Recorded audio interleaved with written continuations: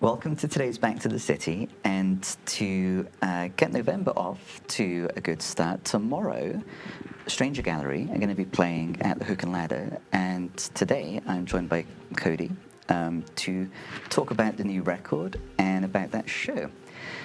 So right now, welcome Cody. Thanks, Simon. This is the opening track of Feign and Fawn, Divide by 8, and I think slightly more than half of the track is sans vocals. Yeah. Yep. So we're hearing the soundscape of Stranger Gallery. So I think this is a great opportunity to introduce the various members and to focus a little on the sound. I really love the sound of Stranger Gallery. So who else is playing with you in the band? And do you have any reflections on this, on the beginning perhaps of this opening track, Divide by 8? Well, this is one we all wrote together. It came out pretty naturally. It's Jeff Cornell on lead guitar. I'm playing some simpler chords, and Manny Castro on bass, Rocky Rosca on synthesizer, and Mitch Robbie on drums. And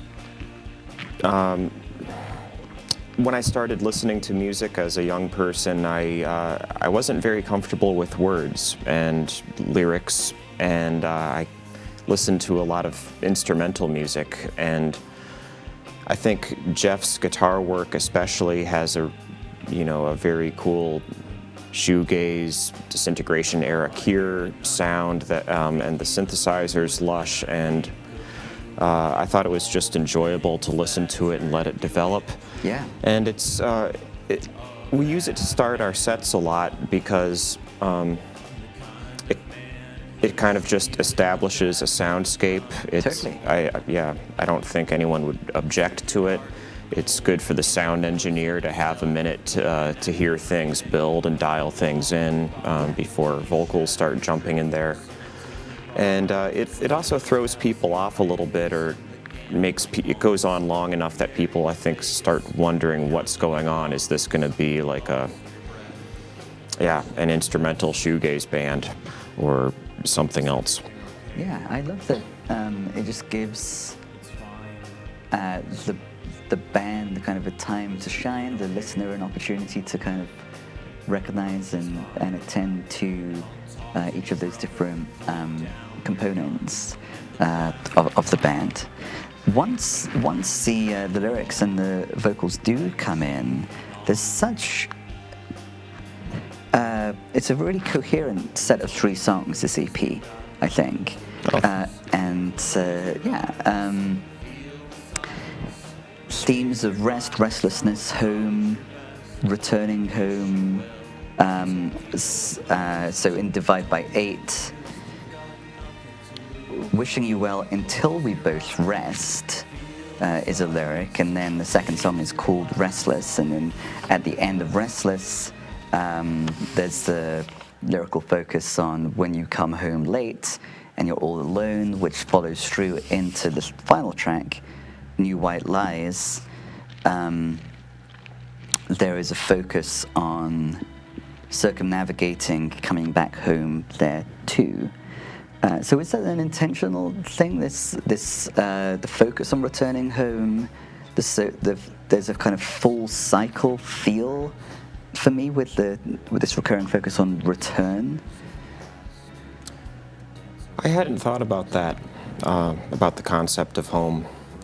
There are definitely pandemic songs. Yeah, based on journals written during the pandemic. Is that correct? Yeah. Yeah.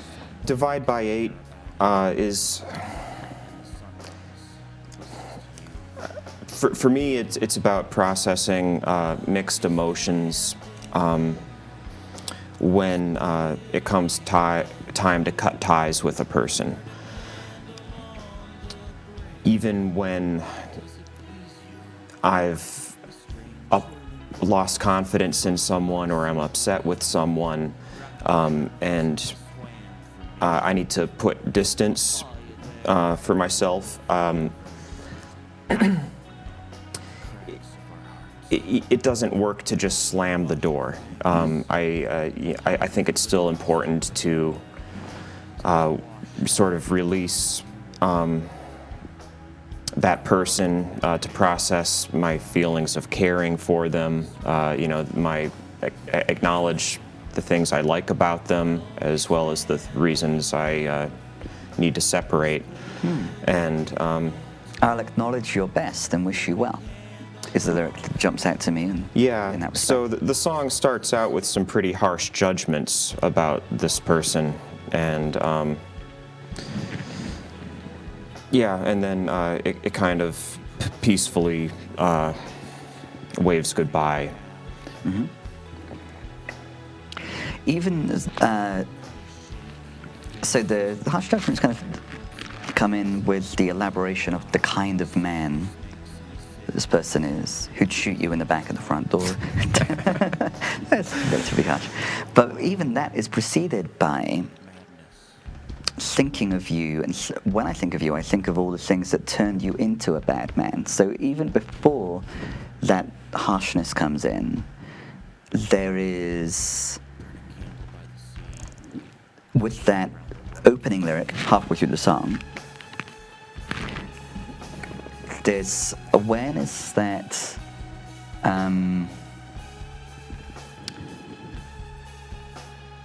that they changed, or they weren't always a bad person? Yes, and that as we are in the constant process of becoming what we become, there's an element of choice, a strong element of choice and self-responsibility. And we don't necessarily choose what life throws at us to respond to. So I think that's quite a generous lyrical beginning of the song, the focus on the things that turn you into this person.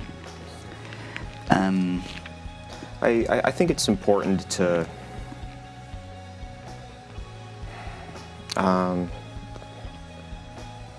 recognize the good and bad simultaneously in ourselves and others.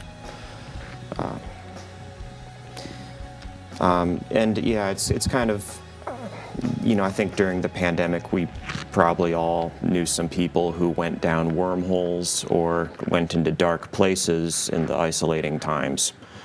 And this is kind of about one of those people. Mm-hmm. Is everything okay? It's fine is interesting as a recurring lyric. There seems to be a desire to connect, a desire to see the best in the person and to encourage the best in the person, that's met with some degree of resistance to connection. Is everything okay? It's fine. Without locking the song into being about a description for listeners, I think my overall desire writing it was for separation, but part of really separating is not carrying around anger. It's kind of coming to peace with wherever the other person is at, and not attaching to their outcome. Mm-hmm.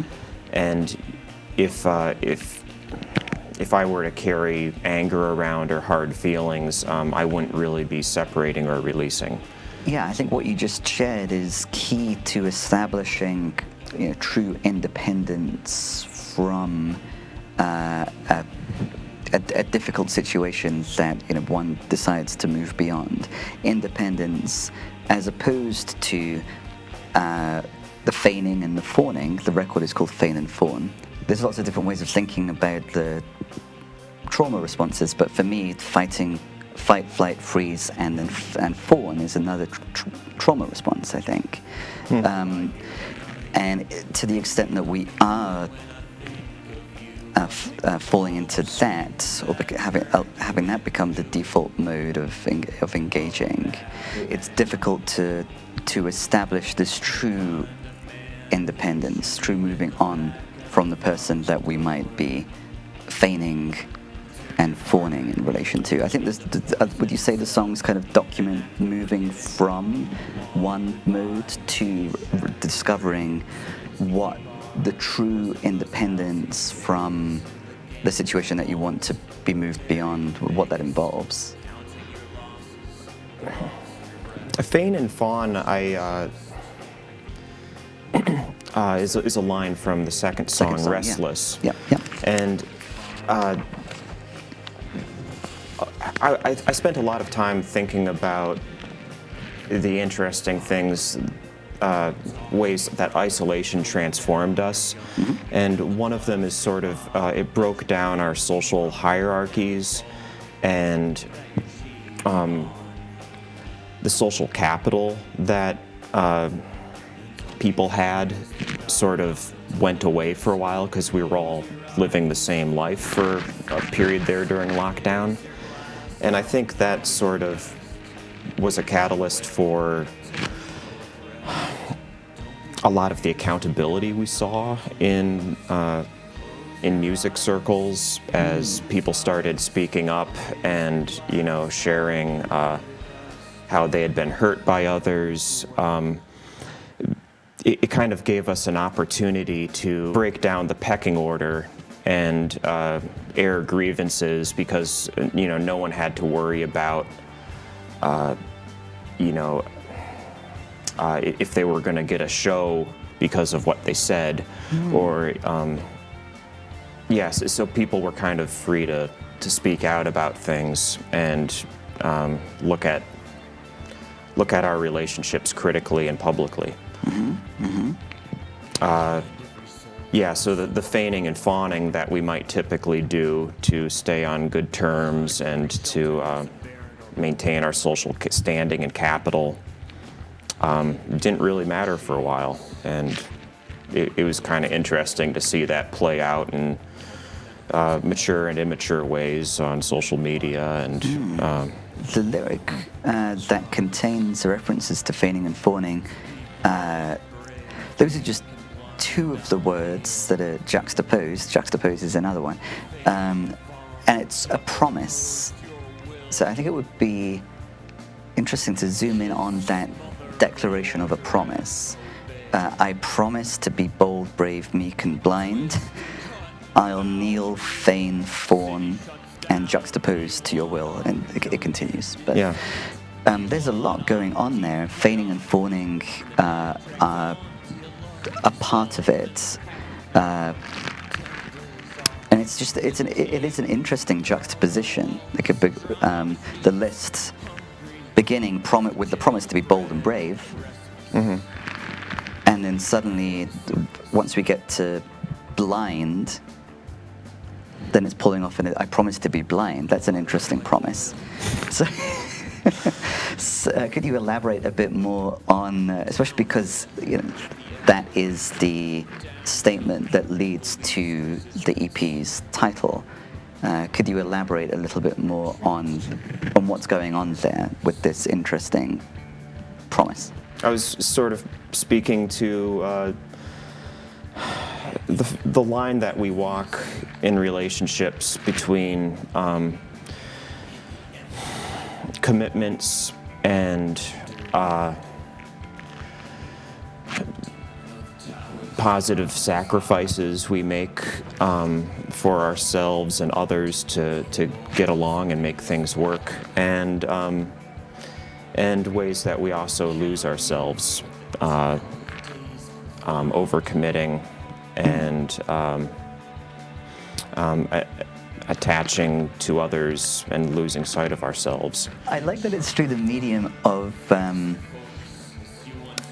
these kind of crisp questions that these songs point to an alternative beyond the feigning and the fawning. Do you love yourself in the path you're on? Is the question that jumps out to me from Restless. And then in the closing track, New White Lies, does it please you? I'll be standing there splitting into burn a candle on the brink. Does it please you? And the common factor in those two questions, does it please you and do you love yourself in the path you're on, to me seems to be is there joy here? Does it please you? Do you love yourself in the path you're on? And I think that there is, especially again with the EP in the set, beginning with a minute plus of just the sound and an invitation to just enjoy the. I'm thinking of Jeff's guitar. I really enjoy, Jeff's guitar. What is this record suggesting? Maybe through the medium of those questions: do you love yourself in the path you're on? Does it please you? About pleasure, about love, self-love, joy. Well, like I said, they're pandemic songs, and it was interesting during lockdown to watch what people would do when they really had to sit with themselves. Mm-hmm. And I think myself and most people exploded in interesting ways, or melted down in some ways, and grew and overcame hardships in others. And it's really, it really faced us. We had to take a look at ourselves and decide if we love ourselves, and how comfortable are we being with ourselves. Mm-hmm. And so everyone kind of went through a pressure cooker, and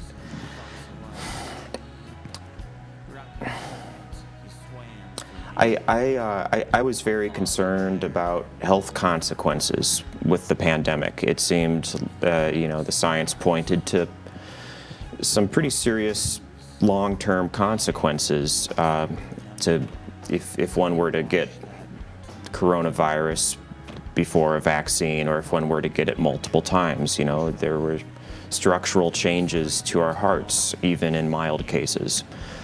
And I didn't want to take that chance. And I was on the cautious side. But I saw a lot of people pretty, who were continuing to be pretty social, and that was confusing for me, and I tended to jump to judgments and conclusions about them. And I started realizing as I talked to them that in one way or another they were doing everything they could, and they were kind of at their wits' end, and that I was really lucky, even though I lost a lot of things when everything shut down. I still had a lot going for me. I still had a stable home environment. I went into, I started off with a partner. I was close to family. I had a pet. I still had one of my jobs. So I was pretty lucky in a lot of ways. And, without those things,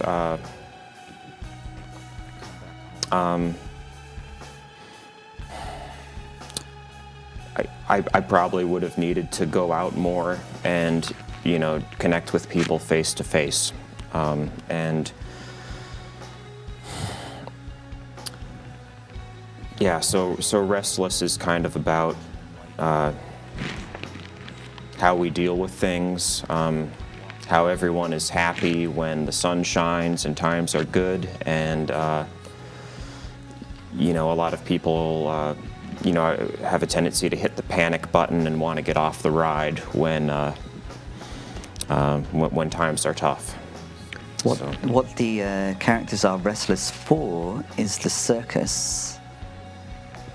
Is the circus the kind of social environment with the social hierarchy kind of as it had been experienced pre? Yeah, if we haven't discovered ourselves and dealt with our baggage to some extent, we really kind of need that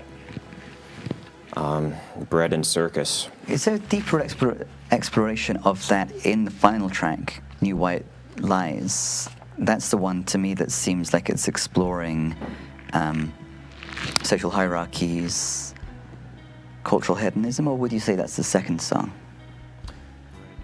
Hedonism is the second song for sure. There's some in New White Lies. There's some other parts of this song, but New White Lies is really about watching people go down wormholes and kind of lose themselves and become people that I don't know anymore, especially my dad. And it's also, this song goes back to Wax Lead. We played it at our last show, and Holly Axelrod had her own set of words that I wasn't able to decipher from our recordings, and I didn't really want to take her words either. So I had some writing that I thought pertained to the title New White Lies. And so you kept the title, but yeah. but these are new lyrics for it. Yeah. Yeah. I love the poetry of cats bask in the cemetery grass, like the assonance of bask and grass there. Lyrically my favorite one.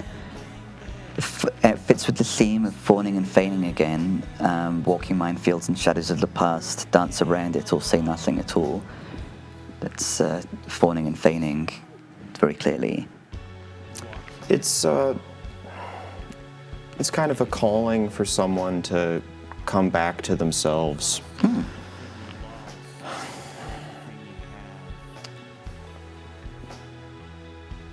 And also knowing that they probably won't. For me, that's what it is. I hope people can take away whatever they want and need from that. But I think with narcissistic people, they kind of want you around if you're pleasing in some way. And if accountability comes into the picture, they kind of go somewhere else. Yes. I think so too. Yeah. That sheds some light on Does It Please You?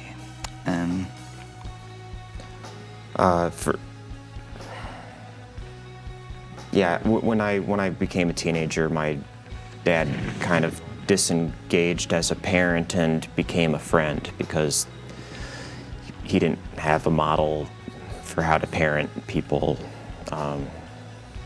in adolescence.